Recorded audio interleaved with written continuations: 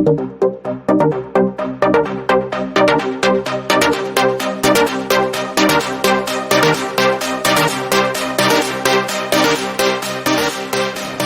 let me share a story from my life with you. पिछले महीने की ही बात है. We all forgot mom's birthday, you know. So as a result, there was no planning, no gift shopping, no nothing at all. Luckily, हमें 2 दिन पहले याद आया before the big day. पर अब मसला ये था कि पार्टी सप्लाईज और स्पेशल गिफ्ट कहाँ से अरेंज करें. तो हम सब सिबलिंग्स ने दिमाग लगाया कि ऑनलाइन ऑर्डरिंग के ज़माने में भी हम आज ये रिडंडेंट सवाल पूछ रहे हैं. So a quick 1 day express delivery save the day और कयामत आने से बच गई. That was logistics to the rescue. लेकिन सवाल ये उठता है कि ये हुआ कैसे. मतलब मैं क्या कहूँ इस बारे में, उन्हीं से सुनते हैं जो ऑनलाइन डिलीवरी और लॉजिस्टिक्स को सुनहरा बनाते हैं. Ladies and gentlemen, I now lead you on to our next fireside chat on innovative e-commerce and logistics strategies for SMEs. May I request our speaker, Suraj Saharan, co-founder at Delhivery, to come up on the dais, accompanied by a loud round of applause, of course. Well, he holds a bachelor's degree in technology from the Indian Institute of Technology, Bombay. And previously, he was with Bain & Company India Private Limited and ICICI Lombard Insurance Company as well. And next is our moderator, Mr. Hirdesh Madan, serial entrepreneur, co-founder Hitbullseye, which is India's leading test prep portal, largest growing test prep portal as well. May I request sir to come up on the dais. Members CII, HP State Council, and also mentor at STPI Neuron, Chandigarh. Ladies and gentlemen, please give it up for innovative e-commerce and logistics strategies for SMEs. Over to you, Hirdesh, sir. Thank you, Niharika.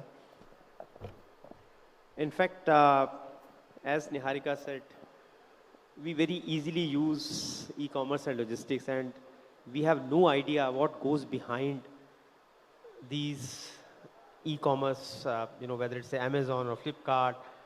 And when I met Surajji, such a humble person, and let me tell you, we all talk about B2C brands, but let me tell you, the real stories are the people who have made the companies which are built on a lot of, I'll say, operational excellence. Let me put some figures. A turnover of more than 7,000 crores. 1 lakh people working directly or indirectly. An IPO. And what you can think of. So, warm welcome to Surajji. And as the topic is around SME strategies for e-commerce and logistics. So my first question to you will be is that Chandigarh is a place where we have a lot of SMEs. And so what is there in for SMEs and small businesses when it comes to logistics and e-commerce? So, thank you for having me here. It's a pleasure.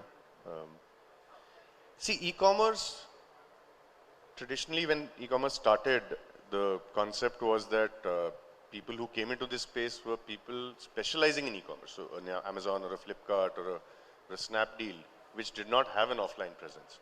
And so they started creating master warehouses from which goods were moving out to consumers, which is what we enabled. We've been enabling all this while.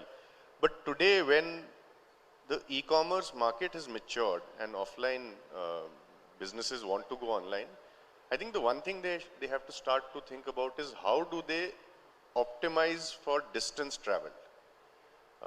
What I mean is that if there's a consumer sitting in Tirupur in the south, orders an item, that item going from a Delhi or a Chandigarh is going to cost a large amount of money, right? Because it's traveling that much distance.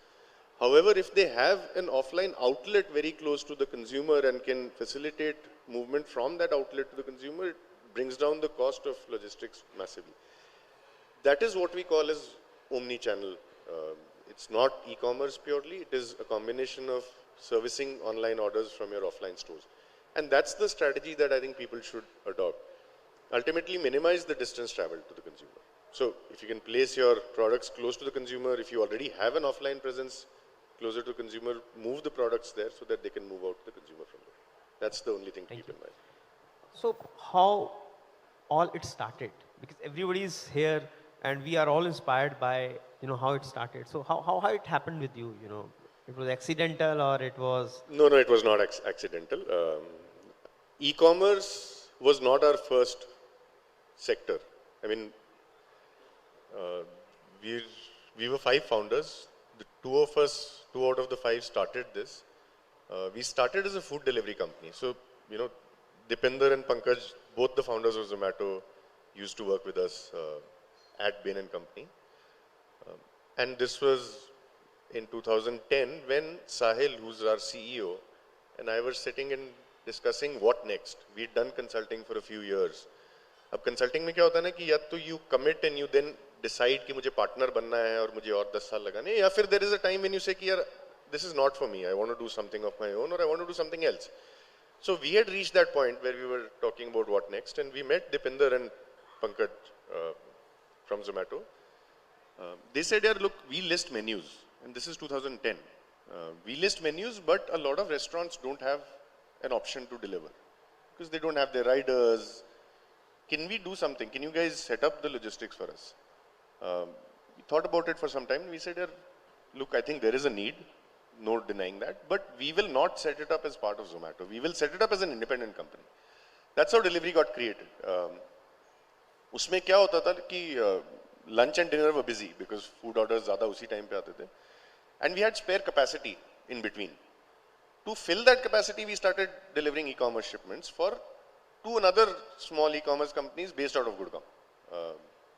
They were friends or friend of friends, and they said, you guys, we said we are free. And they said, if you are free, can you please deliver these shipments locally? And we said, yes, of course. During that experience, we realized that e-commerce, the way investors are betting on this industry, if it has to grow that way, what is needed is a good backend. Now, 2010 में parcel deliver करने हमें आते थे, a DTDC or a First Flight or a Blue Dart. They knew how to deliver parcels. We've always sent parcels to our relatives, to our children, parents, but cash नहीं होता था उसमें कहीं पे. There was no COD, right? And that was the big challenge that the industry was facing. They would send out an order, it would get delivered, cash would get collected, but the selling company would get cash back after a month. But that working cycle is not a practical one. And so that was the big problem. And he said, look, if we can set up a company that can do reconciliation at a shipment level every single day, we can remit the cash back next day. There is no issue. And so that's how we started. Then we said, yaar, ye food wala ek baar band karna padega because e-commerce has a more pressing problem. And e-commerce has a lot more interest from investors, but without this backend, e-commerce will never take off in India. So that's how we started. The third partner joined us very quickly, another of our colleagues from Bain. And then we got 2 more people because the 3 of us had no idea how to build tech. So we found people who knew tech more than us and we said, let's get them on. So by the end of 2011, we were 5 founders and we had the company running in Delhi NCR. So that's sort of the journey. Oh, lovely. So I think it's a story where, how the opportunities and the company evolved and pivoted. I think that's all we have to learn, that we start from one thing and eventually find other opportunity the more we get into the depth of the businesses. So one more interesting question I want to ask you. Usually you have two or 3 founders. You have 5. And a lot of us run partnership firms, right? Or companies which are in partnership. Can you throw some light how you make that cohesion and how you have carved out things around or work within so that you are all working in perfect synchronization and there were no problems? Because a lot of time we have seen startups die because partners are not able to move together. So I think like I said, 3 of the 5 founders, we were together at the same company, and we had been together 2 of us had been together for 5 years, and the third one was with us for 3 years. We knew each other very well. See, logistics is an operationally intensive business. Having 5 founders actually helped us in many ways. Each of us would sort of pick one part of the city and handle the operations there. Also, what happened was, industry logistics is a sector which is traditionally looked down upon. nobody wanted to join logistics because logistics had a bad reputation. Logistics had zero tech intervention when we started. Um, and so having 5 founders actually helped us hiring good talent because all of us had our own networks. Um, the reason we've been able to work together is that we've always been very, very honest to each other. Right? The 3 of us, like I said, we knew each other for very long. The other 2 also came through references in the sense that there were common friends amongst us. And when we met, I think it became very clear very quickly that we can easily, completely trust each other. And so if I was handling operations and if I had to take a decision related to operations, everybody else would just simply trust me and say, yes, whatever you're doing is right. And over the years, we've never had a reason to not continue doing that, right? I think we come from a background. Bain & Company is a management consulting firm. It's a global, very large, one of the top 3, McKinsey, BCG and Bain. The going in assumption is that when you have a colleague, that colleague is well trained and reliable and dependable. And I think that's the philosophy we used when we got in. We said, yeah, we are 5 founders. 3 of us anyways, we had a very different kind of comfort with each other. But the other 2 also, we said, look, we're going to go in with the assumption that I'm going to trust you fully. Right? You're capable, for sure, right? Everybody is from a good background, good experience. So the pedigree is there. We're going to start off with the assumption that we can trust each other, right? Over the years, we never got a reason to not do that, right? I think we were lucky, or we clicked very well at a mental level. And so that's helped us sort of scale. So even when you choose your founders, I think whether you're 2 or 3 or 4 or 5, I think the going in assumption has to be that I'm going to trust you from both sides or 5 sides or whatever. Whenever there are points in time where you feel that, there is something going on that you should be more aware about, or you don't fully understand or trust, I think having open communication helps. Asking that question right then and there helps prevent a lot of heartache later on. Don't keep waiting and let it sort of build in inside, because when that happens, then the consequences are bad. But otherwise, I think 5 founders, 2 founders, doesn't matter. Trust has to be even between 2 founders. 2 founder में भी problem होता है. तो trust has to continue to remain. I think very well pointed out by Suraj ji is that one, absolute faith and trust.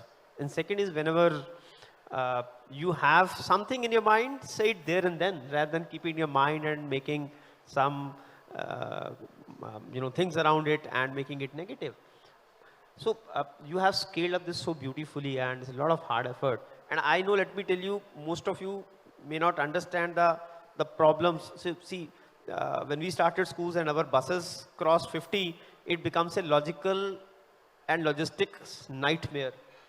From diesel to maintenance. I'm saying hats off. You have been managing such a huge system. So what are the typical challenges you faced at an initial level, and then or probably at when you've grown up? So I think you rightly said it's a operationally very intensive business, continues to be so, and we face challenges even today. The challenges today, however, are very different from what they were in the beginning.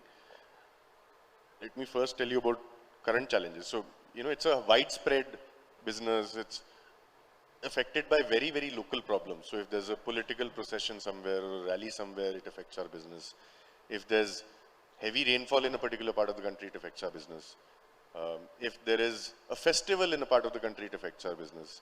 If there is any kind of a riot or a public disturbance, it affects our business. So we continue to have these kind of problems. If there's a accident on the highway, it affects our business because our trucks don't move, right? So we continue to have many, many problems even today. I think the important thing is that you should know what is the next course of action at any point in time, right? So if one of our trucks breaks down in the middle of the highway, there has to be subsequent steps that corrects for it. So first step is to inform the clients and the consignees that your shipments are going to be delayed by so and so time. An alternate option has to reach the point, transfer shipments into the other vehicle and move them out. Ultimately, there's a promise you make to your client and to the consumer, right? That promise has to be kept. If for whatever reasons, now these are things not fully in our control all the time, right? If there's a political rally that has come up suddenly, I can't control it. But what I can control is that I can inform the consignees that this is going to get delayed. By how much time, right? So I think those are important steps in a operationally intensive business. Early challenges for us, like I touched upon earlier as well, was first of all was getting good talent in. An industry which is not looked upon in a very positive light, how do you attract good people to come in and join you in that industry? I think 5 Founders actually helped us there, because the early hires were all personal connects. So either people who had worked with us, or people who had studied with us, or people who came through common references. That allowed us to build the first few sort of people in. And then, they had their own networks. And so we kept pulling people through references. Once somebody joined, they realized that it is not a standard logistics company. We're trying to do something very different. We're trying to do it very differently. And so retention has not been a problem at senior levels for us. Other challenges were things like, in the early days, we did not have full end-to-end visibility. So we would also see thefts happen at times. We would also see damages to shipments at times. How do you create the right process? Because the first time it happens, you don't know what to do, right? The first time is always first principles se socho. We were engineers, we're all engineers. You have a problem, break it down into smaller parts and solve for each individual part. And then you sort it, right? Next time you face the same problem, you know what to do exactly. You don't have to rethink. So codifying what you've developed or what you've done for future reference becomes very important. I think today we employ a lot of people. How do you make sure they continue to work in the best interest of the company, right? So we've used company ownership to a large extent. We've offered ESOPs to a lot of our corporate employees to make them feel part of the company and also to reap the rewards when the company does well. We can't do that for all of our workforce, but we've always tried to stay connected. And so every year, all of the founders, all of the senior management, we're always on the ground during our peak seasons. We pick one city each and just be there, the critical cities. I think that creates a sense of belonging, that creates a sense of one company, even though, we're not meeting them every day, but they feel like there is somebody who comes here every now and then from the senior leadership, spends time with us, works with us. And so creating that culture becomes important. The other thing that we've ensured here is industry, people at the front line, their experience traditionally has been that they've not got paid on time, not got paid the right amounts.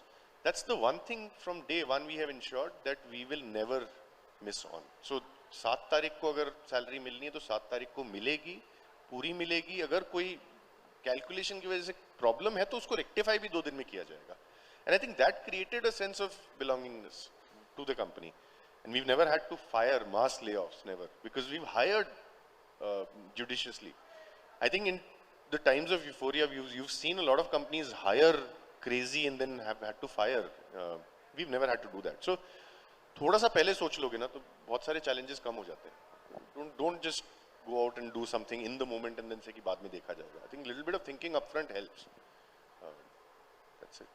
I think, see, managing 1 lakh people directly and indirectly, I think the way that you give examples, you have set the culture, maybe the right time, payments happening and sense of belongingness, that's amazing, truly amazing.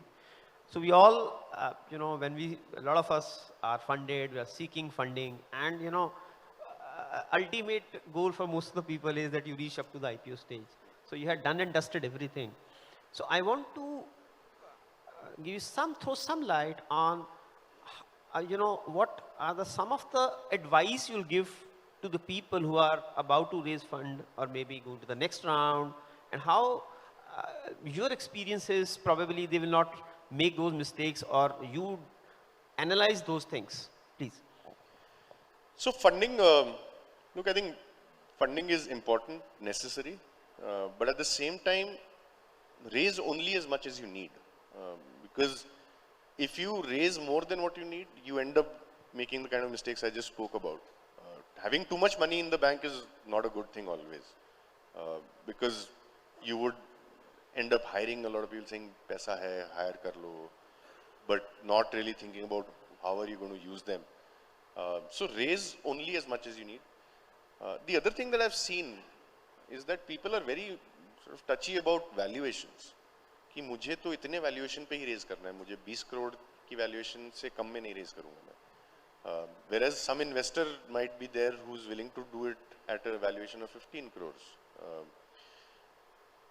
A lot of businesses have died because of that, having a very strong argument for a valuation. COVID ke time pe, as an example, in 2020, a lot of companies that may have been in negotiation stages just before COVID hit, nobody knew, right? COVID aane wala hai. And they did not raise money because they said कि मुझे इस valuation से कम में raise नहीं करना है. And COVID hit, that money was no longer available. So a lot of companies actually died during that period. I think valuation is important, but it's not the most important thing. Having 80% of a $10 million company versus having 8% of a $2 billion company are two very different things, right? So be judicious, be a little practical in that sense. Otherwise, look at the investor not just as a pure investor, but also whether your mindset is aligned, whether your investor understands what you're trying to do well, because that will save you a lot of heartache later. If the investor understands your language and understands what you're trying to do, is aligned to it, only then raise money. Well, the color of money also matters, is what I'm trying to say. In fact, one last question I'd like to ask you is that one piece of advice you'd like to give to our young budding entrepreneurs about how they should manage companies and they look forward. I think the one thing that you need to keep in mind is that be honest to yourself and to your colleagues. When I say honest to yourself, matlab kaam jo kar rahe ho, do it with full commitment. Every company, every business takes a lot of hard work, and there are no shortcuts in that. Matlab, we worked 18 hours for first 7-8 years of our lives, of the company's life. Without that we wouldn't have been here. It's very easy for somebody to look at us today and say कि यार इनके पास तो बहुत कुछ है, पैसा है, ये है, वो है. But it doesn't get built overnight. You really have to do the hard work, and there are no shortcuts, no alternatives.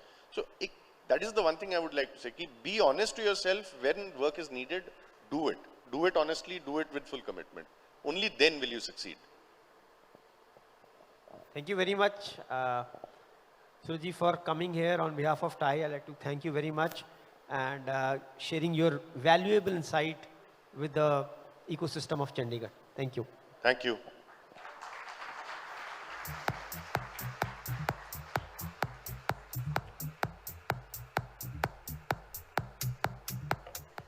Many thanks, Hirdesh sir, and many thanks, Suraj, for being here. And that was such a wonderful discussion.